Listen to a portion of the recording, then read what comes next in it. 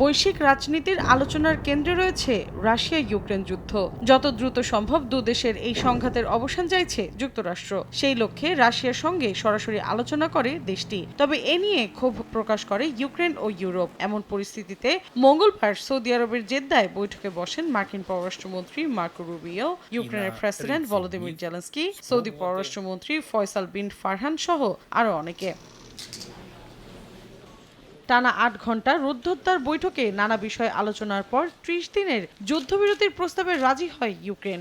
এ বিষয়ে যুক্তরাষ্ট্রের পররাষ্ট্রমন্ত্রী মার্কো রুবিও জানান, দুই দেশের ঊর্ধ্বতন কর্মকর্তাদের মধ্যে দীর্ঘ আলোচনার পর এই সিদ্ধান্ত নেওয়া হয়েছে। পারস্পরিক সম্মতির ভিত্তিতে যুদ্ধবিরতির মেয়াদ বাড়ানো যেতে পারে। এ বিষয়ে রুশ প্রেসিডেন্ট ভ্লাদিমির পুতিনের সঙ্গে আলাপ করা হবে বলেও জানান তিনি। এছাড়া যুদ্ধবন্ধে রাশিয়াকে উদ্যোগ নিতে হবে বলেই স্পষ্ট বার্তা দেন রুবিও। যুদ্ধবিরতির প্রস্তাবে রাজি হয়েছে ইউক্রেন। সংঘাতের স্থায়ী ও টেকসই সমাধানের জন্য অবিলম্বে আলোচনায় বসা হবে, যা তাদের স্বার্থ, নিরাপত্তা এবং একটি জাতি হিসেবে উন্নতির সক্ষমতাকে বিবেচনা করবে।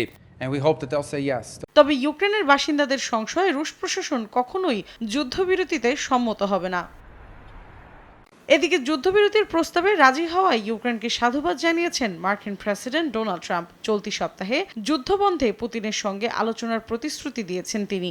এমনকি ইউক্রেনের সঙ্গে স্যাটেলাইটের ছবি বিনিময়ের ওপর নিষেধাজ্ঞা তুলে নেওয়ার পাশাপাশি সামরিক সহায়তা অব্যাহত রাখার ঘোষণা দিয়েছেন। এদিকে রুশ পররাষ্ট্র মন্ত্রণালয় জানিয়েছে, এ বিষয়ে দ্রুতই যুক্তরাষ্ট্রের সঙ্গে আলোচনা করা হবে।